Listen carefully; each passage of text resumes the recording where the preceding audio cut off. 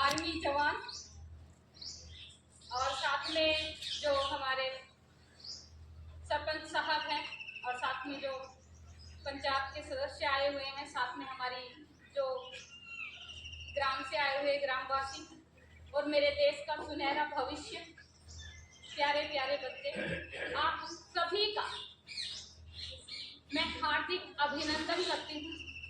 साथ में आपको 79वें स्वतंत्रता दिवस की आप सभी को बहुत बहुत बधाई देती हूँ। मेरा नाम सुनीता राणा है और मैं एक मोटिवेशनल स्पीकर हूँ। साथ में हम काउंसलिंग करने के लिए school to school free of cost हम बच्चों को गाइड भी करते हैं। उनके कैरियर से रिलेटेड हम बच्चों को साथ में उनको जो भी स्टडी से रिलेटेड जो समस्याएं आती हैं उनसे कैसे लड़ा जाए, चुनौतियों से कैसे लड़ा जाए और कैसी कैसी समस्याएं आपके सामने आ सकती हैं, उन सभी के लिए हम गाइड करने के लिए स्कूल में जाते रहते हैं।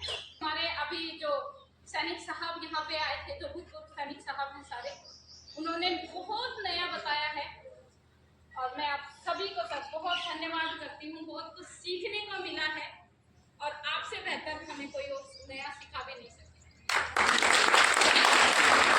आपको पता है कि ये जो आज़ादी है, वैसे तो हमारे अभी मैडम ने, सर ने, सभी ने बताया है, आसानी से नहीं मिली है, लहू से सींचा है इसको उन वीरों ने जिन्होंने बलिदान दिया है।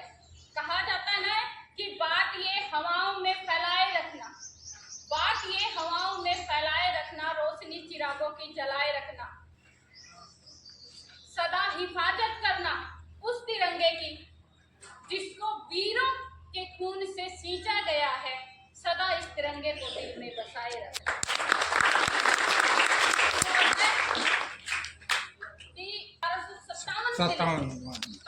और 1947 तक, यूं तो कहानी बहुत लंबी है, लेकिन एक छोटा सा उदाहरण देती हूँ मैं आपको। आपको पता है ऑन रिकॉर्ड थी जो हमारे वीर थे, वो जो फांसी टूटे थे, लेकिन अलग अलग तरीके से उनको फांसी दी गई थी, उनकी ऑन रिकॉर्ड भी एक आंकड़ा है 7,32,000 का। और सोचो,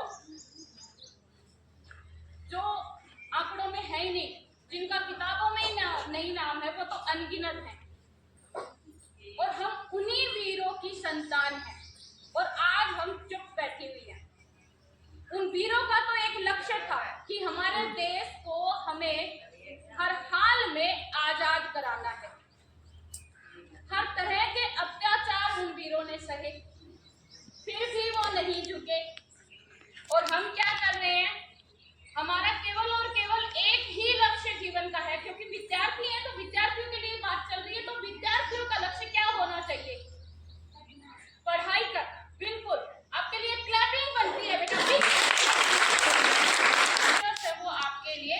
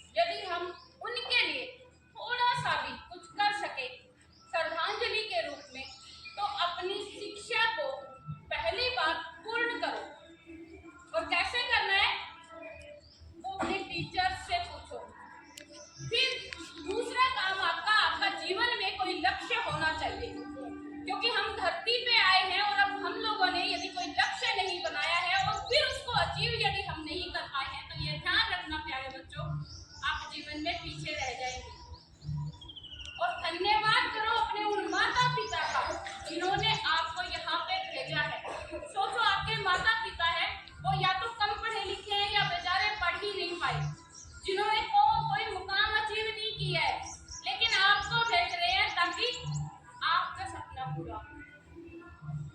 अभी सरपंच साहब ने कहा था ना कि संस्कार बहुत ज्यादा जरूरी है। 100% ये बात सत्य है। आप यदि आगे बढ़ना चाहते हैं तो आपको शिक्षा और संस्कार को एक साथ लेके चलना पड़ेगा। यदि आप चाहते हैं तो आप कामयाब होने का पहला जो मूल मंत्र है वो है आप बड़ों का आदर करें। दूसरा, आप अपने ज्ञान में कहीं कमी ना आने दें। आप जितना सीख सकते हैं उतना सीखिए। जहाँ नहीं आ रहा है वहाँ अपने अध्यापकगण से पूछिए, क्योंकि आजादी का मतलब केवल और केवल आप यदि पूरा का पूरा फायदा उठाना चाहते हैं तो इसके पीछे केवल और केवल एक ही रूल काम करता है, वो है शिक्षा। जिन वीरों ने जान गंवाई,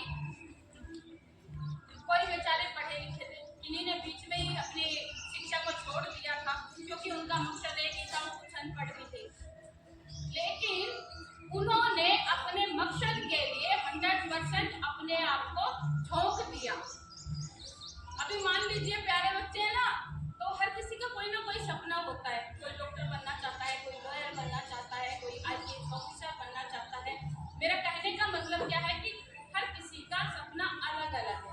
आपने एक सपना देखा है, सबसे पहले एक छोटा सा काम करना, उस सपने को अपने पेरेंट्स को और अपने टीचर्स को बताना, और फिर कि मैं इसको कैसे प्राप्त कर सकता हूँ वो उनसे पूछे, क्योंकि शिक्षा ही एक ऐसा रास्ता है जिससे आपका सपना पूरा होगा।